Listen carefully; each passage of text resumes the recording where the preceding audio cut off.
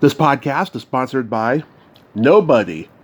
Hey dudes, welcome to Splat from the Past, the LA 80s themed horror and sci-fi show where things can get totally radical. Now today I will be talking to a lovely lady, a rock legend of Canada. I will be talking to Darby Mills. She was the lead singer of the Canadian hard rock band Headpins back in the 80s. It's the 40th anniversary of their classic first album, which was the most successful debut ever in Canada at the time, Turn It Loud. They had a great hit single from that album, Don't It Make You Feel.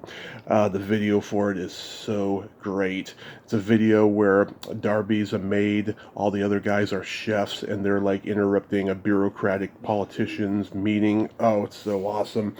It's so awesome. We're going to talk about all of that stuff today and talk about a lot of their other hits. Just One More Time, Love You Till It Hurts, Love Don't Last Forever. Darby has a new band called the Darby Mills Project, and there's a documentary out, which I saw on YouTube about her, called The Queen of Scream. Sounds almost like a horror thing, doesn't it? So the two interests of mine interlocked, rock and roll and horror. And horror is not even part of the equation. So it's going to be a great conversation today, and I cannot wait. It's December 14th. Christmas December is just so awesome. And it's going to keep getting more awesome into the new year. So yeah, here is my interview with Darby Mills. Hey Darby, welcome to the show. How are you today? I'm good, Tommy. How about you? I am just spectacular. This is such a great honor. Thank you for taking the time today. Oh, my pleasure. So, going back in time, I was reading that originally you were on the trajectory of figure skating. You started at the age of 5. What sparked that interest? My dad was a hockey player. Uh-huh. He was actually drafted to the Detroit Red Wings when it was the original 7 teams, way back in 50. Oh, no, it was 40. I can't remember. I wasn't born until 59, but somewhere in the early 50s, he was on their farm team waiting to be brought up. And it's a long story, but yeah, so skating was in the family. I live in a community that is winter for at least 6 months of the year, and so that was kind of a normal thing where we lived, to be a skater of some sort, or a skier for that matter. Yeah, so he was the skater in the family, and you just followed suit, but in a different kind of skating way. Well, at the time, women in hockey or females in hockey was not a thing. Mm-hmm. Right? It was right. A long time ago. Was there any Olympic figure skaters that influenced you?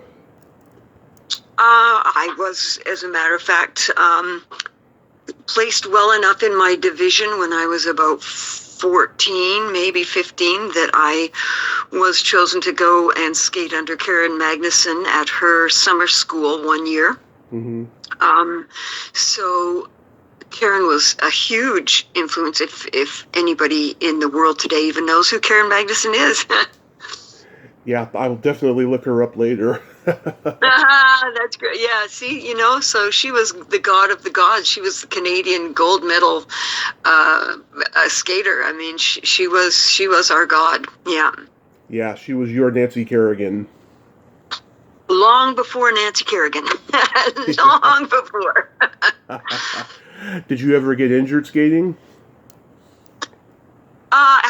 Yes. Yeah, I took a 1.5-inch gouge out of my thigh falling one day. Ooh.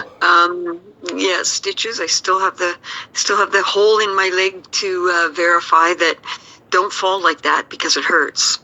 But you get up and you get well. I was off the ice for a while until the stitches healed, but it was all part of life, right? We were kids back then. We weren't wrapped in bubble wrap and such. It was live and learn. Yeah, I'm sure you got plenty of arthritis from it too. Bursitis on the ankles. I've had bursitis removed from my ankles, and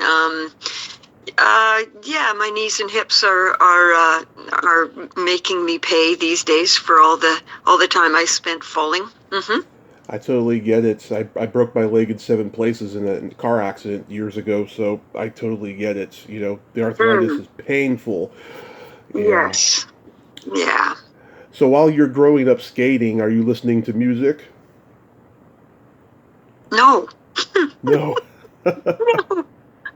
Like I said, I came from a very small community that I'm back living in now for 25 years. I brought my first child and had a second child here, and my husband and I have raised our 2 sons here in the Okanagan Valley of British Columbia, which, even though you can't escape drugs, they are everywhere. It was just a kinder and easier place to keep an eye on our kids until they were grown enough to look after themselves, and of course put them in to Taekwondo to have some self-security and the belief in, if somebody did come at me, I could at least save myself for a little bit. No, what I meant, though, is when you were growing up, you didn't listen to music at all? We had AM radio, remember. I'm very old. And we listened to whatever was on AM radio in the 50s. So, yeah. It was not what you'd expect for someone that spent 40 years being a headbanging rocker, that's for sure. When you were growing up in Canada, the biggest band was the Guess Who. Did you like them?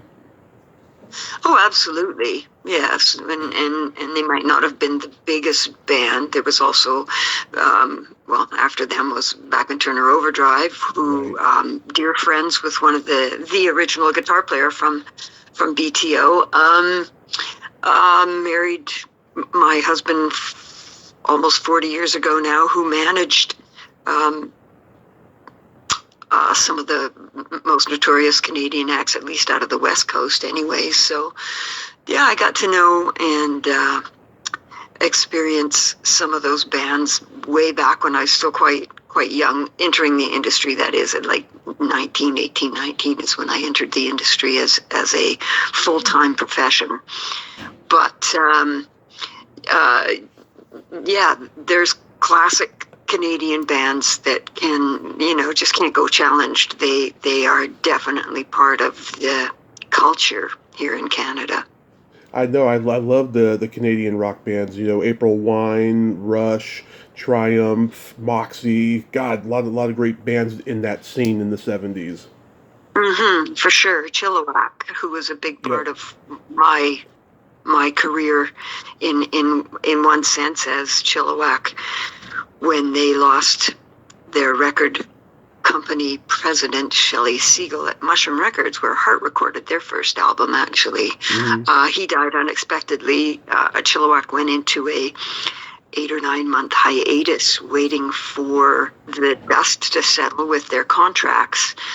And the Headpins was formed by Brian McLeod and Bryant, who were both in Chilliwack. And it was shortly after Chilliwack got back on the road that Brian found me, hired me, and that's when the next 4.5 years, the Headpins put out 3 albums. Yeah, I've gotten to listen to the early Chilliwack albums. They were so subversive and so Pink Floyd-like in their progressive rock. It's really awesome. It's funny that you described them that way. I would never have, but, it's all in the eyes of the beholder or the listener, I guess. Yeah, I mean, it doesn't sound like My Girl, which they, had a big hit with later. It was way out of left field. Yeah. Yeah. Do you well, remember? That was, yeah. I believe that was Too Loud's influence coming in there. Do you remember the first album you ever bought with your own money? Oh, geez. Yeah, I think it was Oklahoma, the soundtrack. Yeah. And if anybody knows what that is listening to you, they're as old as me. I've talked to a couple people who told me their first album was like a musical soundtrack. Yeah. Yeah, that and oh goodness, it's on the tip of my tongue, but I can't remember what it is. Oh, sorry, I cannot remember. But I remember maybe 5 years old walking down the streets of Vernon here, again, a very small village at the time, and there was a carpet store on the main street that had set up 50 wooden chairs in their store. They'd moved all their rug pieces out and put a colored TV up. Wow. And we watched the musical that I'm trying so hard desperately to remember the name of, but that was the first time I saw a colored TV was to watch a musical. Oh man, I can see the cover, but I can't see the name. Anyway, musicals were a huge thing back then. At least they were in Vernon. Yes, indeed. How about your first concert? You know what? I believe my first concert was April Wine. Nice. I think. Here again in Vernon in our old arena that got torn down because it was so decrepit just 2 years ago. So it was like a 70-year-old wooden arena. But I think it was April Wine in the old arena. Yeah. Yeah, probably during the Electric Jules era or something. Yeah, who knows? At the time, I was not paying any attention to albums or whatever. It was simply something that I'd heard on the radio, AM radio, and they came through town. So, yeah, let's go see a concert. Yeah. So when you were in high school, you had a male friend who had a band, and he was going to sing "Heart's Crazy for You," and you were like, "Whoa, stop! You can't sing Ann Wilson." And he said, "Then you sing it," and that's where your singing began. Yeah, it is. Strangely enough, I had been not accepted on the Christmas choir at school. My dad was also not only a hockey player, but a fantastic singer. He could have had a career in singing, but chose hockey, of course, and then ended up being checked into the boards in a concussion, and his career was ended abruptly. But, yeah. Sorry, what was the question again? But that's what planted the seed for you to start singing. Planted the seed. Yeah. I was already singing to the Dreamboat Annie album every day anyway. I mean, I was infatuated by it. And it was very shortly after that I formed my own band. You could call it mine. It really wasn't mine. It just rehearsed at my house, in my parents' house, that is. And that's when they introduced me to Janis Joplin. And that's so my raspy voice wasn't necessarily the first part of my voice one that developed, but it was inevitable, I guess, when the guitar player of my own band brought in the Pearl album and said, "You need to listen to this because you sound a lot like her." And that was my introduction to, at the time, I considered hard rock. I do agree. You do sound like Janis Joplin with that wail that you have, and it's so wonderful. You know, it like literally reminds me of Janis. I'll take that as a compliment. Absolutely, you should, because she was one of the greats. We lost her way too soon. For sure. So you were in a few bands, but the one that intrigues me is that you went to New York and you joined a funk band called Business Before Pleasure. I actually didn't go to New York. I had moved after graduation. I loaded up my Gremlin and moved to Calgary, and ended up working in a record store selling records, because that's what existed. CDs didn't even exist back then.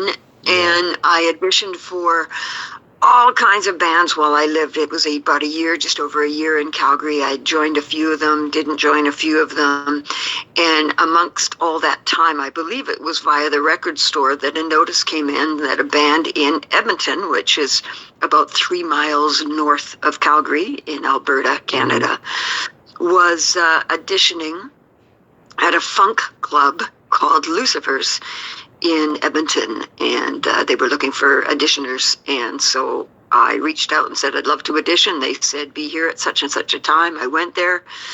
There was a lineup of, I don't know, 35, 50 some odd singers over the 2 days, I think, that they auditioned. All I know is I went in, I sang, drove back home to Calgary, and got a call saying, you got the gig if you want it. So I loaded up the Gremlin again, and quit my job at the record store, and moved to Edmonton and camped on a couch while we rehearsed for about 3 weeks, got the band together, headed out on the road, lasted about 3 weeks when I ran into Steelback, which is, I left Business Before Pleasure, which were in fact from Harlem, but they had moved to Canada because I believe they thought there was more work up here for them. So you're partially right. They were a Harlem, originally from Harlem, but they were based in Edmonton at that time.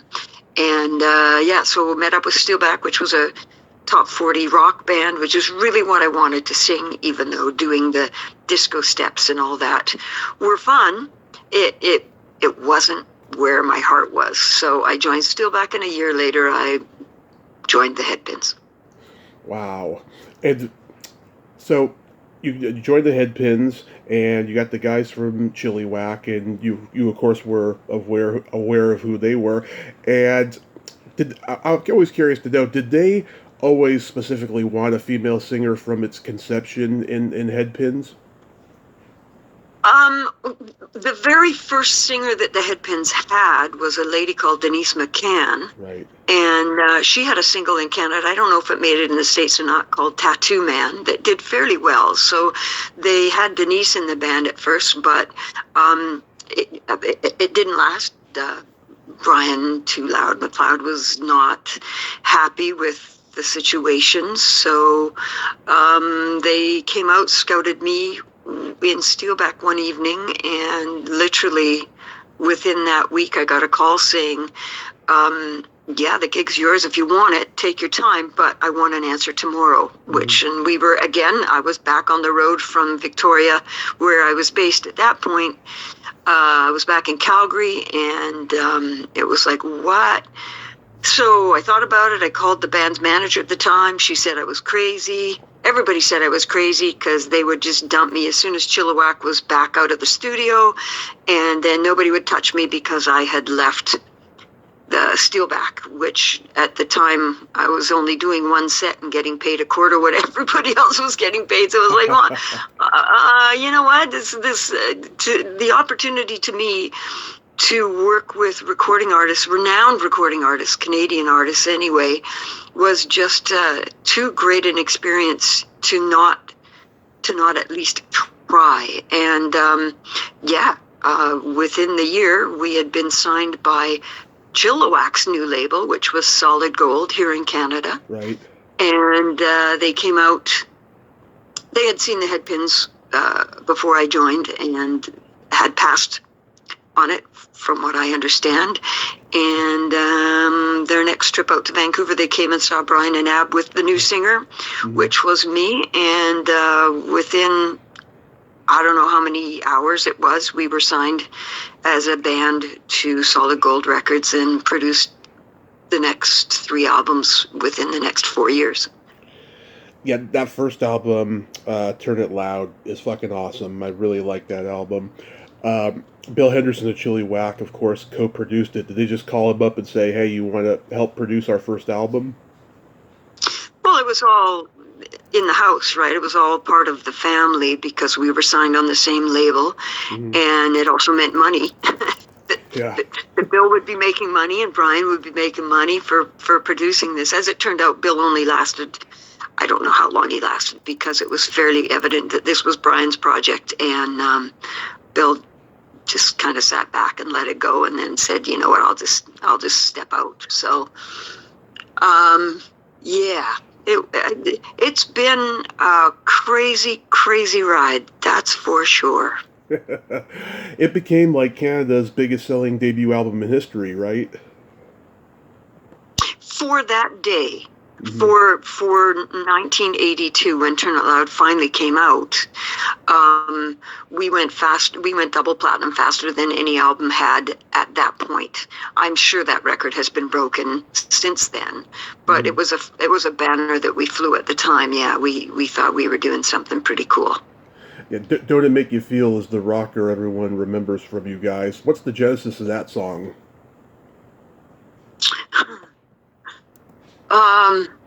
Drugs.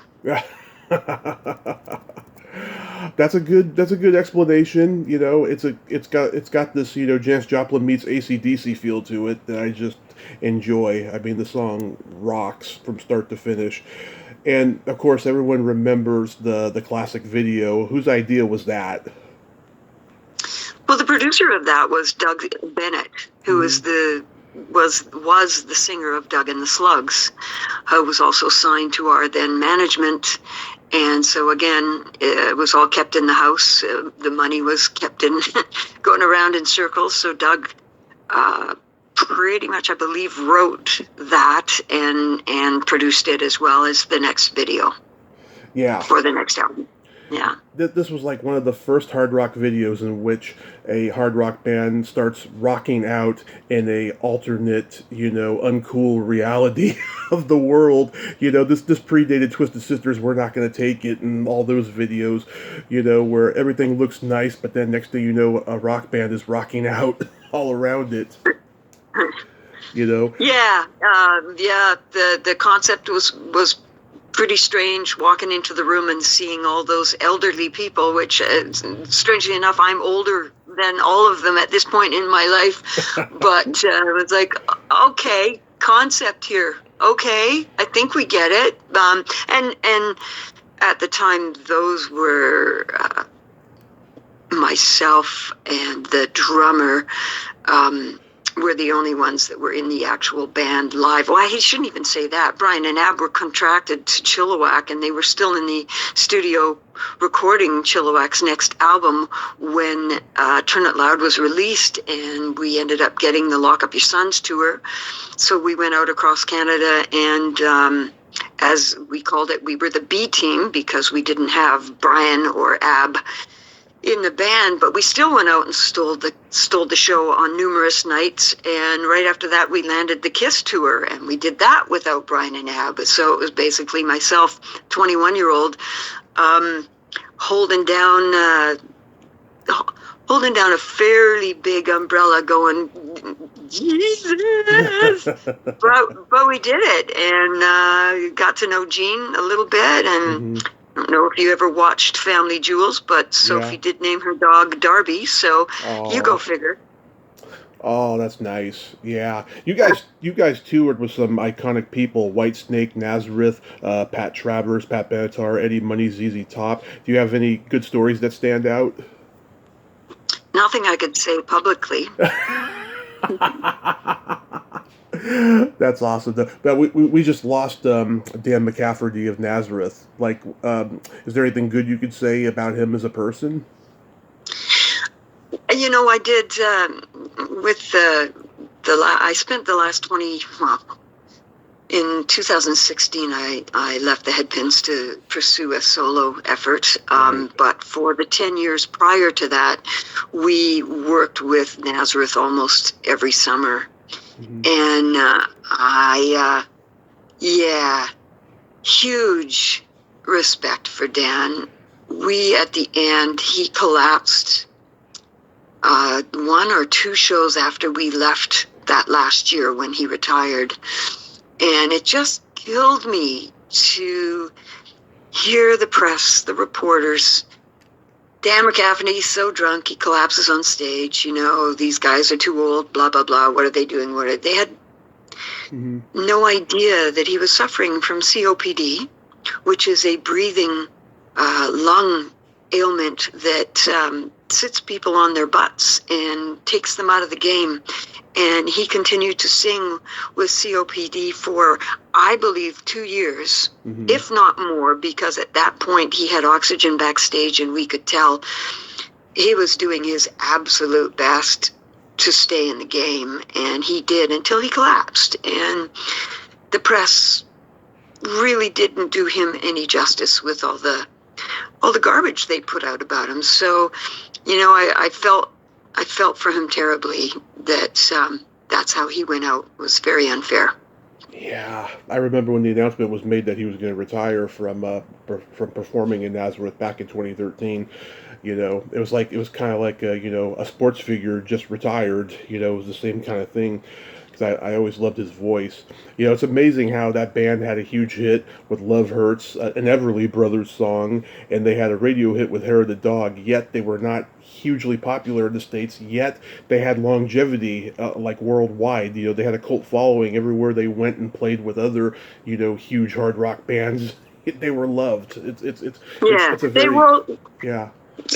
They broke into North America via Canada. They came here and they were huge stars here, and it wasn't happening for them down in the States yet.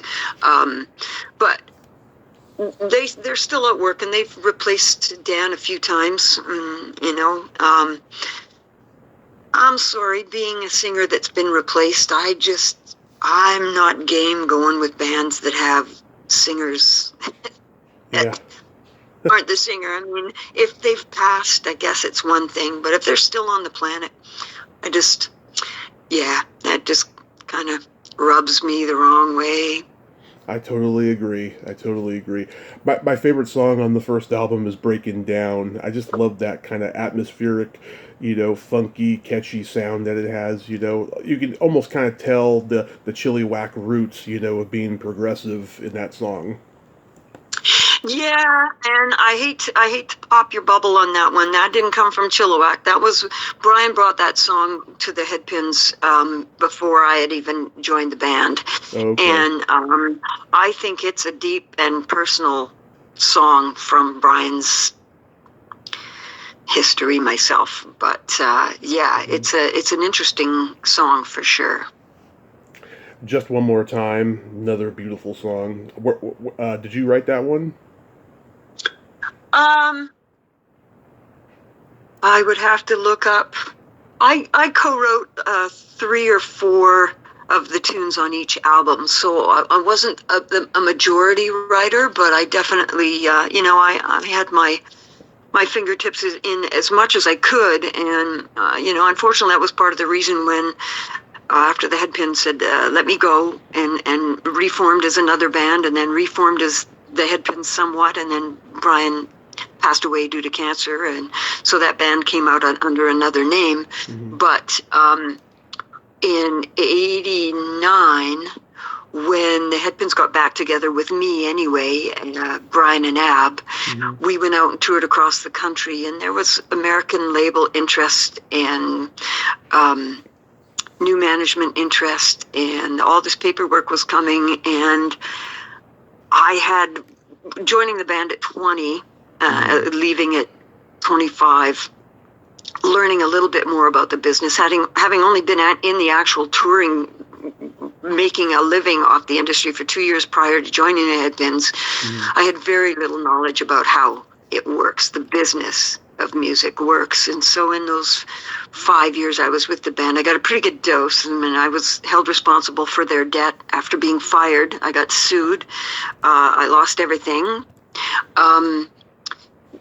The opportunity to reform the Headpins was nice. I was in the midst of signing a solo contract at the time, and this, 1-inch deep contract came at me. And in it were even more restrictions than I had on my contract that I signed when I was 20. And I'm like, you know what, this isn't looking too good. So I also do understand that you don't make money off sales. Not me, not the artist that was I was signed to the band, but I was like an unnecessary evil is how I started to feel by the end. By the time my time with them was severed, I definitely did not feel comfortable in the band. And so when the opportunity came to reform and the contracts landed, it was like I'm getting less now than I was before we sold 1 million copies. It is my voice that's on all those records. And I said, well, okay, I'd be interested in doing it if you let me have the ability to contribute to at least 50% of the writing, because I did understand that that's where the money was at the time. I don't think you make money off anything anymore in music, but I was told absolutely not. So I'm like, so I'm going to make less money. I'm going to be locked into, I believe at the time it was a 5-year contract. And I had also learned in the 3 or 4 years prior that all the jingle opportunity to do jingles and side projects and stuff were all being kiboshed by management because my voice belonged to the Headpins. Wow. So I just felt so locked in and so unappreciated as an artist because I was the baby. I turned it down. I just said, no, there's no future in this for me other than riding on someone else's coattails, which you get pooped on for doing that, and yet I was not given the opportunity to grow. I was only told that, sit in the corner and be good. So I did not rejoin the Headpins in 89, and by 1991 I had finally released my first solo project, and started rebuilding in this, pardon my language, but frickin' business, which is crazy stupid. Yeah.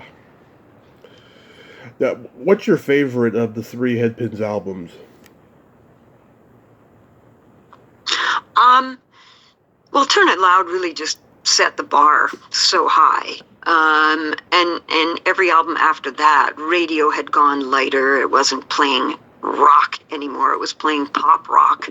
Yeah. And females, even though I was part of a new wave of women in rock at the time, young, blonde, curly-haired males were what was what was hitting the market at the time. Yeah. And so every album, the label just, or whatever labels we were on so many, just kept pushing us to be more like Chilliwack at that point, having more subtle and melody-based songs, and so we kind of went that way, and then the break, my release happened, and then music even changed more. Seattle. Yeah, grunge. Seattle came on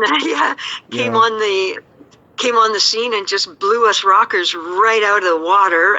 There was nothing we could do because we weren't grunge. We were rocking. It was just, so it changes all the time. It's always changing. So what do you do if you don't change with it? You either go down or you grab onto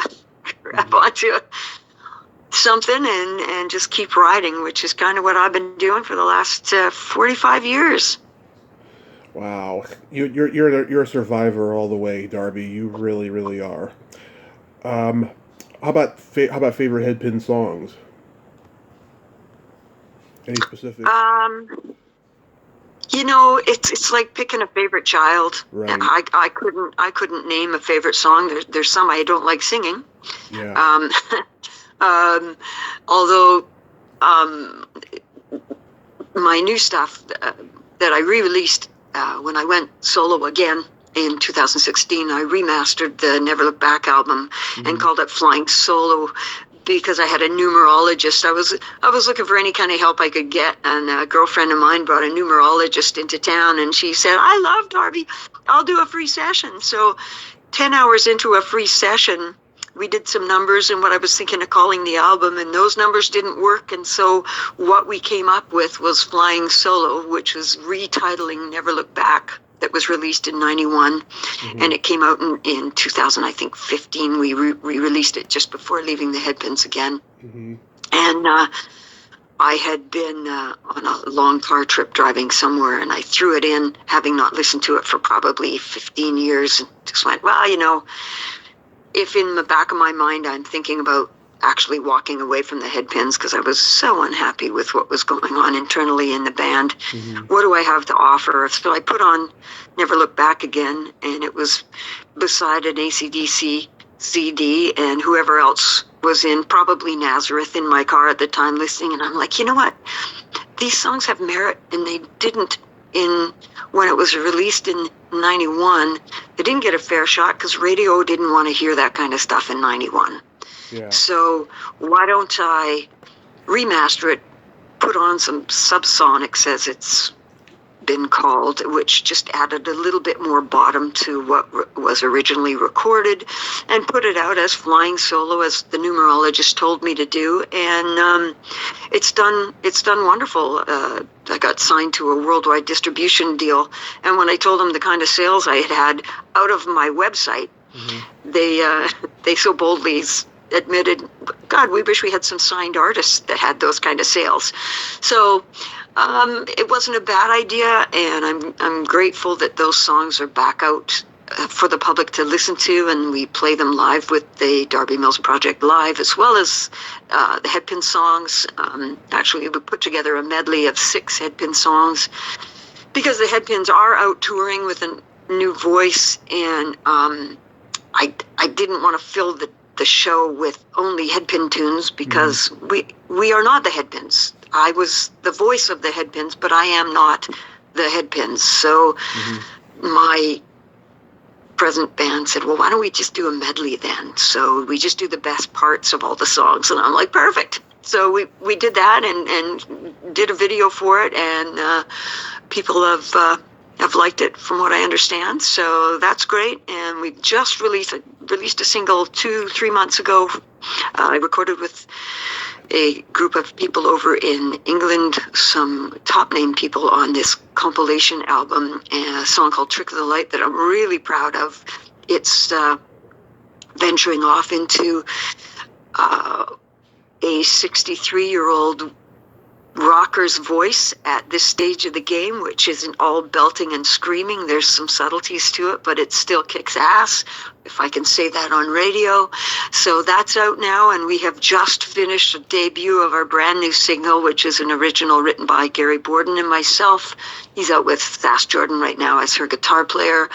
I've got Gowan playing on it, Richard, the bass player, Latier, I can't pronounce his name properly. He's the bass player for Maple Wine, as a matter of fact. So some wonderful talent who came together to play this for us in Ontario, because that's where it was written.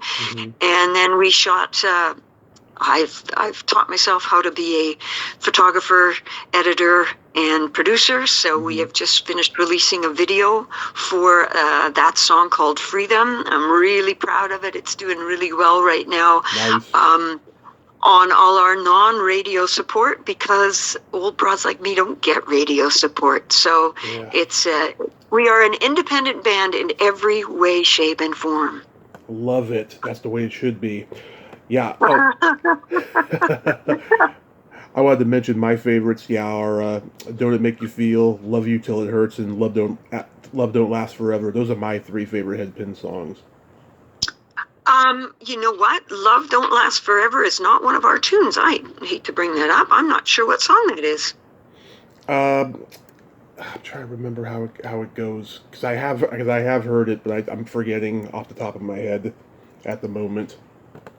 I saw the documentary, The Queen of Scream. Whose idea was that? Which, the name or the documentary? The documentary. The lady that put the documentary together called me out of the blue. Strangely enough, I had already resigned from the Headpins, but I was fulfilling what ended up being 6 months of contracts, so that I didn't leave them hanging. And she called me up. It wasn't even public knowledge I would like to do a documentary on Darby Mills from the Headpins. And I went, I'm Darby Mills, but I'm no longer from the Headpins, so I'll leave you the number of the Headpins if that's what you'd like. And she said, no, I would like to chart or identify your journey on film as a female in a male-dominated business. So it came about so organically, and the timing of it was just, I couldn't have prayed to the powers that be for better timing, because, yeah, walking away from that project was the death of me. And they were pretty sure they were gonna make it the death of me. They were not happy that I left. So, yeah, it's been a terrible, terrible run. But people like her coming on board and making me feel that my efforts and my 40 plus years of dedicating pretty much every holiday in my life to this business was not completely in vain. Yeah. And certain people, they can't do something forever. They have to, have a change of pace, at certain points in their lifetime, Can't do something forever. I intend on trying to continue to be a powerful vocalist for as long as my voice holds out. The reason why I'm no longer with the Headpins is a terrible reason. I won't get into it, but yeah, it's a nasty business when you don't have control. Yeah, it can eat you alive. So do you have any upcoming shows or any new music you'd like to plug? Well, I already just plugged the 2 new singles, right. And this year is still in the planning stages. We've got a handful of calls coming in. So crossing our fingers that last year we spent fulfilling all the contracts we'd signed for 2020 that got postponed in 2020, postponed in 2021, and 2022. Finally, we got out and did those shows. So now, for the first time in 3 years, it's a clean slate, and I gotta say, it's like, wow.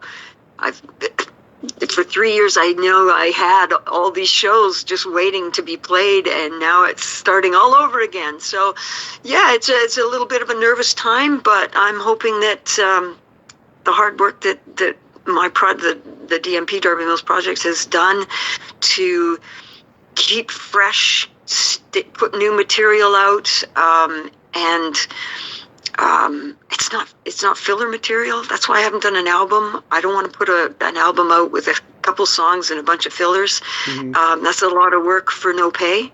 In my opinion, you don't make money on new music. It's simply now just bragging rights. Yes. So we're very proud. I'm very proud of what we've put together as a band, and how dedicated. I'm close to 300 hours to this last video. As I mentioned, I did the filming, I did the editing, I wrote the song, co-wrote it, wrote the lyrics anyway, and I'm really proud of it. It doesn't suck. It's actually quite good. I'm really proud of it. So still trying. At my age, I haven't given up, and I'm glad. Matured, and not that I ever let someone stick it to me. I'm still not letting someone stick it to me. I'm holding my own. I've got a great team of players that are facing what no artist should face, but we are. It's part of the business, being blacklisted as we have been for leaving the Pins. I have no control anymore over the agency that works all the festivals that I worked for 40 years. We can't get in them anymore. So I know that's kind of whining, but we're still trying, and we're holding our breath, thinking that maybe our hard work one day will pay off. I hope so. I mean, you're fucking awesome. And yeah, you're right. I mean, a lot of bands now, they're making money off of the road and merch, and it like drives them crazy, And oh my God, I found out that like Kiss charges $20,000 for a meet and greet now. That is just insane. Gene. Yeah. Oh, yeah. When is enough, right? When is enough money is enough? I guess some people just need more of everything. So, good. I guess good on him. I don't know. He's not a stupid man. Got lots of money, and he was just up in Canada selling his yet another new venture, the Moneybags booze vodka. I think. Sorry, Gene, to give you a promo in the middle of an interview. You bugger you. That's so contradictory because Gene is a lifelong teetotaler. Oh yeah, well, so he's got a brand new glass bottle called the Moneybags or whatever. I don't know, but yeah, he was just up in Canada signing mile-long lineups of people wanting autographs. So yeah, some people got it, some people don't. That song I was trying to think of, it was Feel My Body.